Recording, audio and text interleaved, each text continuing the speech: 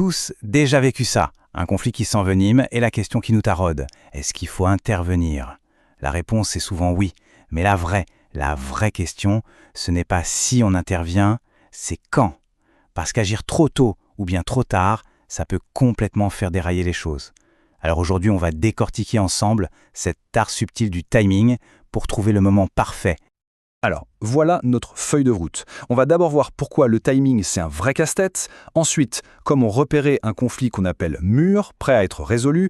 On plongera aussi dans la psychologie des personnes impliquées, entre l'impasse et l'espoir. Puis, un point crucial, le deuil professionnel. Et on terminera, bien sûr, avec les 5 points clés à retenir. C'est parti. On attaque avec le cœur du problème, le fameux dilemme du timing. C'est un peu comme un plat au four, vous voyez. Si on le sort trop tôt, il n'est pas cuit. Trop tard, il est brûlé. En gestion de conflit, c'est exactement la même chose. À mauvais timing et on risque d'aggraver la situation au lieu de l'améliorer. Et c'est là bien sûr que tout se complique. D'un côté, si on arrive trop tôt, on met les pieds dans le plat. On est perçu comme intrusif, les gens ne sont pas encore prêts, ils pensent encore pouvoir s'en sortir seuls.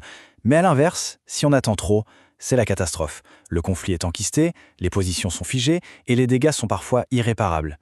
Tout l'enjeu, c'est de trouver cette fenêtre de tir parfaite entre ces deux extrêmes.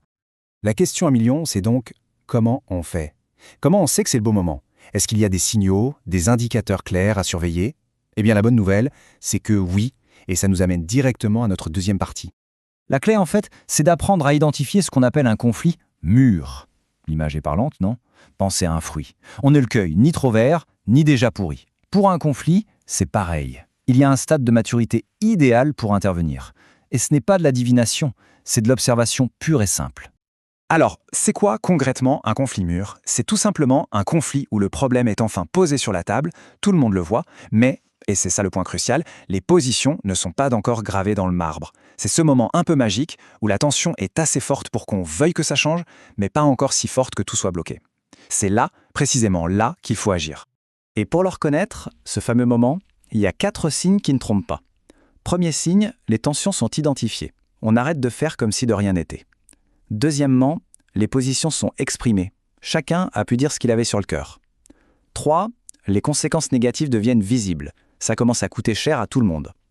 Et enfin, le 4e et le plus important, les parties impliquées reconnaissent, même à demi-mot, qu'il y a un problème à régler. Si ces 4 faux sont au vert, c'est le signal. Mais attention, les signes extérieurs, ça ne fait pas tout. Il faut aussi aller voir ce qui se passe dans la tête des gens. Et à ce niveau-là, il y a un cocktail d'émotions bien précis à rechercher.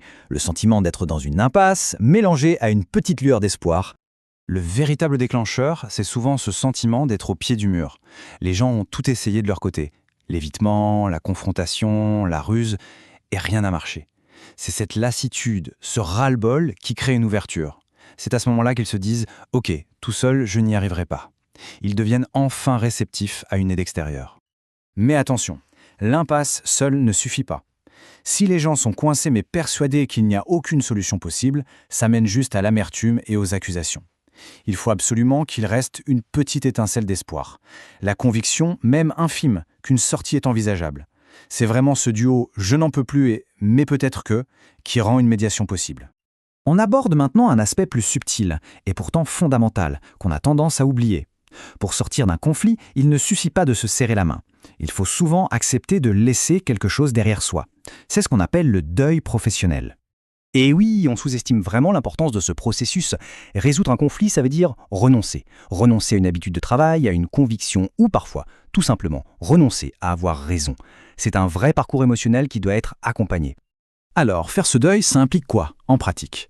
Eh bien, premièrement, il faut renoncer à une situation passée, dire adieu au « c'était mieux avant ». Deuxièmement, accepter que ses propres méthodes de travail soient questionnées.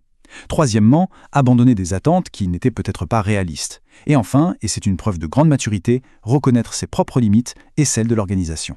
Si on zappe ces étapes, le conflit risque de ressurgir plus tard. C'est quasi certain. Bon, il est temps de tout rassembler.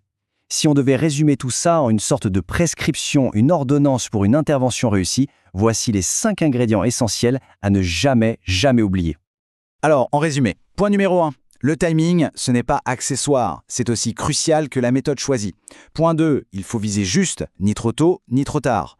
Point 3, il faut jouer au détective pour repérer les fameux signes du conflit mûr. Point 4, on cherche le duo gagnant, l'impasse et l'espoir. Et enfin, point 5, on n'oublie jamais d'accompagner le deuil, car pour construire l'avenir, il faut savoir laisser le passé derrière soi. Et je vous laisse avec une dernière question pour la route. Si on applique cette grille d'analyse à notre propre environnement, que ce soit au travail ou ailleurs, quel est le conflit qui justement coche toutes les cases de la maturité? Quelle est cette situation qui n'attend peut-être qu'une seule chose? Une intervention juste, menée au bon moment?